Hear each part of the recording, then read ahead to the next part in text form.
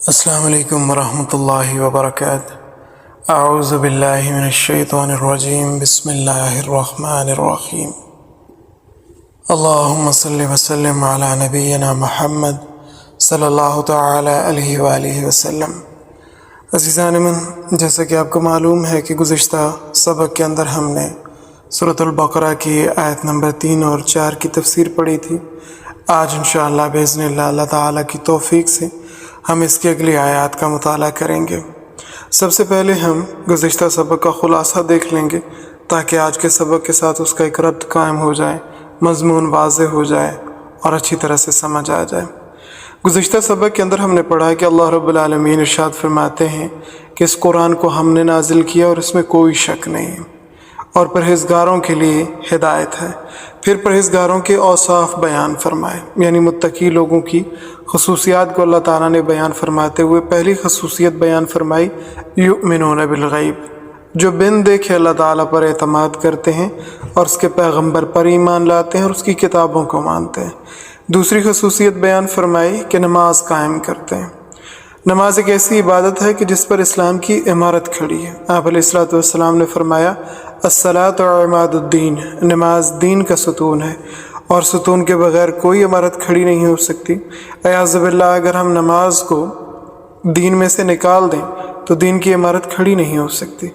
تیسری خصوصیت اللہ رب العالمین نے متقین کی بیان فرمائی ہے کہ جو کچھ ان کو دیا ہے اس میں سے خرچ کرتے ہیں، چاہے وہ مال ہے، علم ہے، بدنی قوت ہے، اقتدار ہے، اختیار ہے، یہ مشورے کی صلاحیت ہے، جس سے ہم نے ان کو نوازا ہے وہ اسے اللہ کی رضا کے لیے خرچ کرتے ہیں۔ جبکہ چوتھی صفت متقی لوگوں کی اللہ رب العالمین نے یہ بیان فرمائی کہ وہ آپ علیہ الصلوۃ والسلام پر جو نازل ہوا، یعنی قرآن و سنت، اس پر ایمان لاتے ہیں۔ اور پانچویں خصوصیت ان کی یہ بیان ہوئی ہے کہ جو آپ علیہ الصلوۃ والسلام سے پہلے نازل ہوا، تورات، انجیل، زبور اور دیگر صحائف، اس پر بھی ایمان لاتے ہیں۔ اور چھٹی اور آخری خصوصیت اس مقام پر متقین کی اللہ رب العالمین نے بیان فرمائی ہے کہ وہ آخرت پر یقین رکھتے ہیں۔ اب جن کی یہ خصوصیات بیان ہوئی ہیں وہ متقی لوگ ہیں، اور متقیوں کا انجام اللہ رب العالمین آنے والی آیات کے اندر بیان فرماتے ہیں۔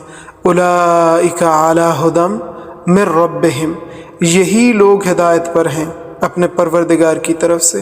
وَأُولَئِكَ هُمُ الْمُفْلِحُونَ، اور یہی لوگ ہیں فلاح پانے والے۔ یہاں ایک اور بڑا لطیف نقطہ ہے جیسے صاحب التفسیر نے بیان فرمایا ہے کہ قرآن کریم آپس میں مربوط ہے یا نہیں۔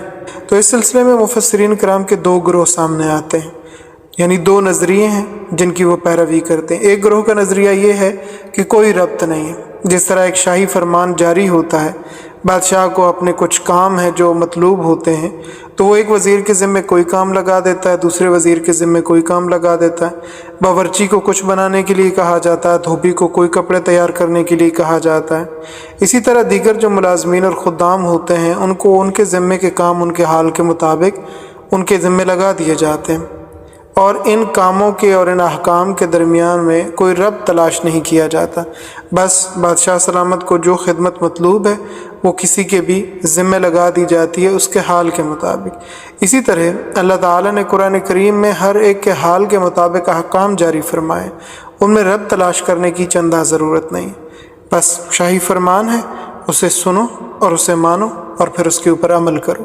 جبکہ مفسرین کرام کا دوسرا گروہ کہتا ہے کہ بے شک قرآن کریم اللہ تعالیٰ کا کلام ہے، شاہی فرمان ہے، مگر شاہی فرمان ہونے کے باوجود اس کے اندر ایک ربط موجود ہے۔ اور قرآن کریم کی تفسیر میں صاحب التفسیر بیان فرماتے ہیں کہ جو خاصی مشکل چیزیں ان میں سے ایک ربط بھی ہے۔ جو حضرات ربط کے قائل ہیں ان میں امام فخر الدین رازی رحمہ اللہ تعالیٰ علیہ، علامہ ابو سعود محمد بن محمد مادی، مولانا عبدالحق حقانی، مولانا اشرف علی تھانوی اور دیگر بہت سارے علماء کرام رحمہ اللہ تعالیٰ علیہ شامل ہیں۔ یہ حضرات فرماتے ہیں کہ سورۃ الفاتحہ اور سورۃ بقرہ کے اندر بھی ربط ہے کہ سورۃ فاتحہ میں اہدنا الصراط المستقیم، اس آیت کے ذیل میں جو صراط مستقیم کا مطالبہ ہے، سورہ بقرہ میں اس کی منظوری ہے کہ تم نے جو ہدایت طلب کی، جس صراط مستقیم کے تم طلبگار ہو، وہ ہم نے اس کتاب کی شکل میں تمہیں عطا کر دی ہے۔ اور کون سی کتاب ہے؟ ذالک الکتاب لا ریب فیہ ھدی للمتقین، اس کتاب کے اندر کوئی شک و شبہ نہیں ہے، یہ پرہیزگاروں کے لیے ہدایت ہے۔ صاحب تفسیر بیان فرماتے ہیں کہ جب بھی کوئی اصلاح کا پروگرام لے کر لوگوں کے پاس آیا تو اس کو 3 طرح کے لوگوں کے ساتھ واسطہ پڑا۔ ایک وہ لوگ جنہوں نے اس کو دل اور زبان سے مانا اور یقین کیا، یعنی انہوں نے اس کی بات کو ظاہراً اور باطناً تسلیم کیا، اور یہ لوگ کون ہیں؟ اولئک علی ھدی من ربہم واولئک ھم المفلحون۔ یہاں اس آیت تک اس گروہ کا تذکرہ ہے جو مومن ہیں، جو متقی کہلائے، جنہوں نے اللہ کے رسول صلی اللہ تعالیٰ علیہ وآلہ وسلم کی لائی ہوئی بات کو، لائے ہوئے پیغام کو، لائے ہوئے کلام کو ظاہراً باطناً تسلیم کیا۔ اور دوسرا وہ گروہ ہوتا ہے جو نہ تو دل سے مانتا اور تسلیم کرتا ہے اور نہ زبان سے، یہ کافر جابر کہلاتا ہے، جبکہ اگلی 2 آیات میں اس گروہ کا ذکر ہے۔ اور تیسرا گروہ ان لوگوں کا ہوتا ہے جو زبان سے تو مانتے ہیں مگر دل سے تسلیم نہیں کرتے، یہ لوگ منافق کہلاتے ہیں۔ اور اگلے سارے رکوع میں یعنی وَمِنَ النَّاسِ مَن يَقُولُ آمَنَّا بِاللَّهِ سے لے کر إِنَّ اللَّهَ عَلَى كُلِّ شَيْءٍ قَدِيرٍ تک ان کا ذکر ہے جو منافقین ہیں۔ اور ایسے لوگوں سے چونکہ زیادہ خطرہ ہوتا ہے کہ یہ اندر سے کچھ اور باہر سے کچھ ہوتے ہیں، اسی لیے ان کو تفصیل کے ساتھ بیان کیا ہے۔ ان 2 آیات میں جابر کافروں کا ذکر ہے جو نہ دل سے مانتے اور نہ زبان سے اقرار کرتے ہیں، یعنی انہوں نے قرآن کریم کو اور رسول اللہ صلی اللہ تعالیٰ علیہ وآلہ وسلم کو نہ تو دل سے مانا اور نہ ہی زبان سے اقرار کیا۔ ان کے بارے میں فرمایا ان الذین کفروا، بے شک وہ لوگ جنہوں نے کفر کیا، سواء علیہم، برابر ہے ان پر، انذرتہم، کیا آپ ان کو ڈرائیں، ام لم تنذرہم، یا نہ ڈرائیں، لا یؤمنون، وہ ایمان نہیں لائیں گے۔ یعنی ان کے لیے برابر ہے، آپ ان کو ڈرائیں یا نہ ڈرائیں، وہ ایمان نہیں لائیں گے۔ اس آیت کریمہ کے اوپر 2 ڈاؤٹس، 2 اشکالات ہیں کہ یہ اللہ تعالیٰ کا ارشاد ہے کہ کفار کو آپ ڈرائیں یا نہ ڈرائیں وہ ایمان نہیں لائیں گے، تو جب ان کے حق میں ڈرانا اور نہ ڈرانا برابر ہے تو ان کو ایمان لانے کی دعوت دینا اور تبلیغ کرنا پھر اس کا کیا فائدہ ہے؟ تو اللہ تعالیٰ نے حضرت صلی اللہ تعالیٰ علیہ وآلہ وسلم کے ذمہ یہ کام کیوں لگایا جبکہ وہ ایمان ہی نہیں لائیں گے؟ ان کے لیے ڈرانا اور نہ ڈرانا برابر ہے۔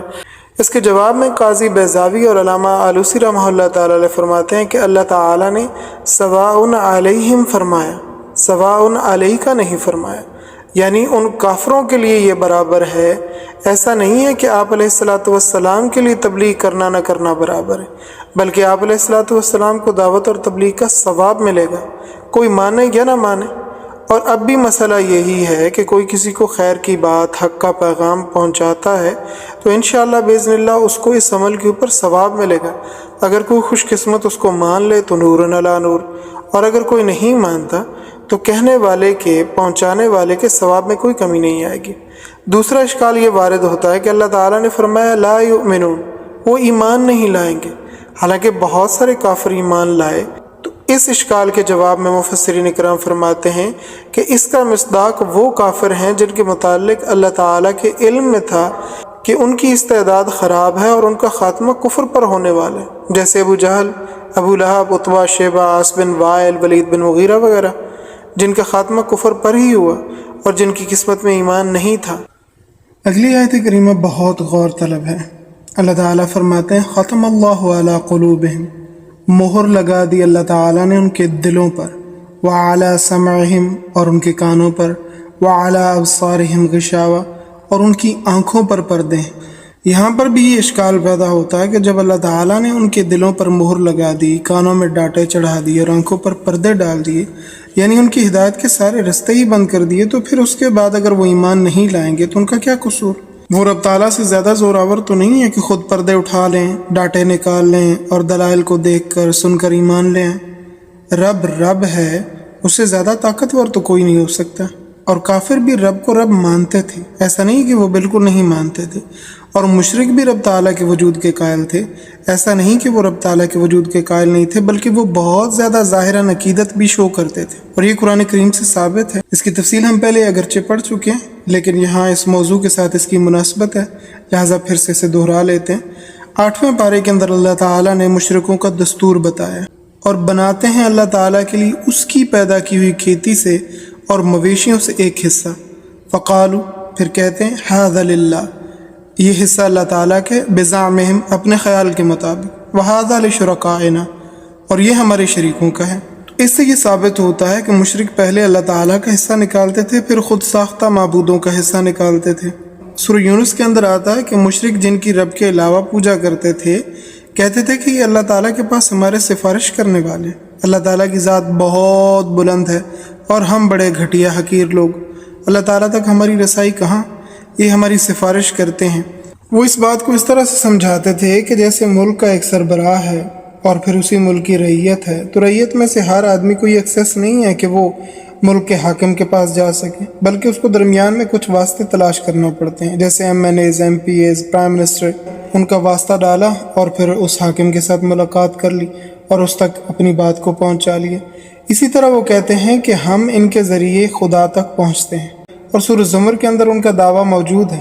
وہ کہتے تھے ما نعبدهم الا ليقربونا الى الله زلفى، ہم ان کی عبادت صرف اس لیے کرتے ہیں کہ یہ ہمیں اللہ تعالیٰ کے قریب کرتے ہیں، اللہ تعالیٰ تک پہنچنے کے لیے یہ ہماری سیڑھیاں ہیں، ہماری ان کے آگے اور ان کی خدا کے آگے، یعنی ہم اپنی بات ان کے سامنے رکھتے ہیں اور یہ ہماری بات کو اللہ کے سامنے رکھتے ہیں۔ جبکہ سورہ نحل کے اندر اللہ رب العالمین ارشاد فرماتے ہیں فلا تضربوا للہ الامثال، تم خدا کے لیے ایسی مثالیں نہ بیان کرو، ان اللہ یعلم وانتم لا تعلمون، بے شک اللہ تعالیٰ جانتا ہے اور تم نہیں جانتے، یعنی اللہ تعالیٰ کو تو تمہارے حالات ضروریات کا بالکل علم ہے، اس کو کسی کے ذریعے سے بتانے کی ضرورت نہیں ہے۔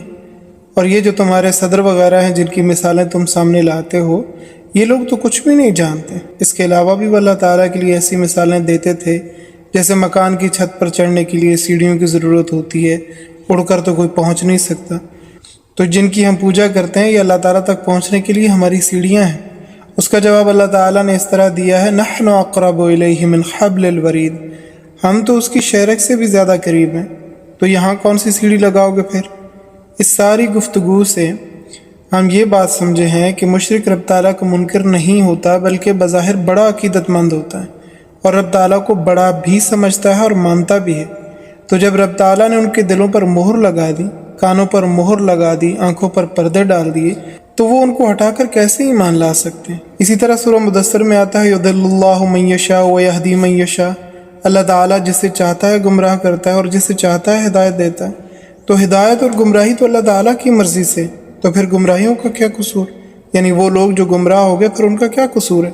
اس کا جواب سمجھنے سے پہلے ایک اصول ہے جسے ہمیں سمجھنا ہوگا، اور وہ یہ کہ قرآن کریم کے اندر مضامین ایک جگہ پر اختصار کے ساتھ بیان ہوتے ہیں جبکہ دوسری جگہ پہ ان کی تفصیل ہوتی ہے۔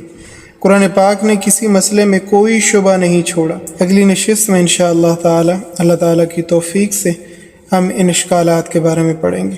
وآخر دعوانا ان الحمد للہ رب العالمین، سبحانک اللہم وبحمدک نشہد ان لا الہ الا انت نستغفرک ونتوب الیک۔